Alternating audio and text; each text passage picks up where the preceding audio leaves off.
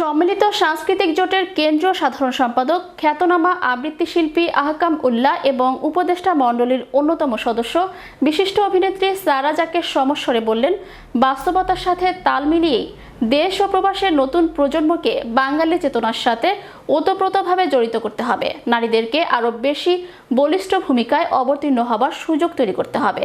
মুক্ত মানবিকতার সমবাদ নগরে প্রান্তরে দেশে দেশান্তরে স্লোগানে 29 অক্টোবর শনিবার নিউ ইয়র্ক সিটির জ্যাকসন হাইটসে একটি পার্টি সেন্টারে সাংস্কৃতিক চেতনাবোধের সম্মিলনী শীর্ষক এ আলোচনার আয়োজন করে সম্মিলিত সাংস্কৃতিক জোট উত্তর আমেরিকার সহায়তায় জোটের কেন্দ্রীয় কমিটি। উত্তর আমেরিকাস্থ জোটের সভাপতি মিথুন আহমেদের সভাপতিত্বে এই আলোচনায় অংশ নেন কেন্দ্রীয় নির্বাহী কমিটির সদস্য আহমেদ হোসেন এবং মাহতাব সোহেল।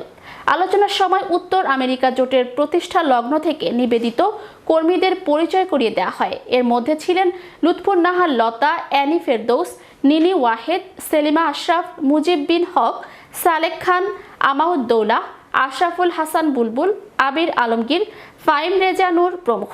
বাংলাদেশকে মুক্তিযুদ্ধের চেতনায় এগিয়ে নিতে দেশ ও প্রবাসের প্রজন্মকে সুসংগঠিত করার সংকল্প ব্যক্ত করেন সকলে।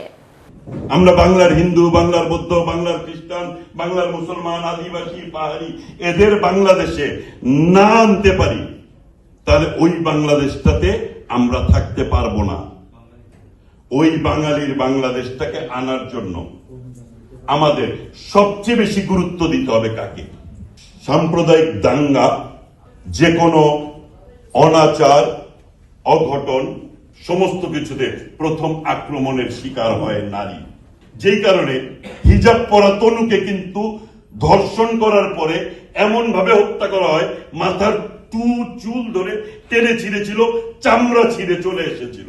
ইয়াসমিন একটা বোরখা পরা মাদ্রাসার মেয়ে, তাকে ধর্ষণ করার পরে সে শুধু অভিযোগ করেছিল, তাকে ওই মাদ্রাসার পাশে কলা বাগানের মাঝখানে পেট্রোল দিয়ে পুড়িয়ে মেরে ফেলেছে। নারী নেত্রী যদি আমাকে মনে করা হয়, আমি বলবো যে সেখানে আমি মনে করি এখন নাটকের জগতে যথেষ্ট নির্দেশক এসেছে, যথেষ্ট যারা পরিচালক তারা এসেছে, নারী পরিচালক।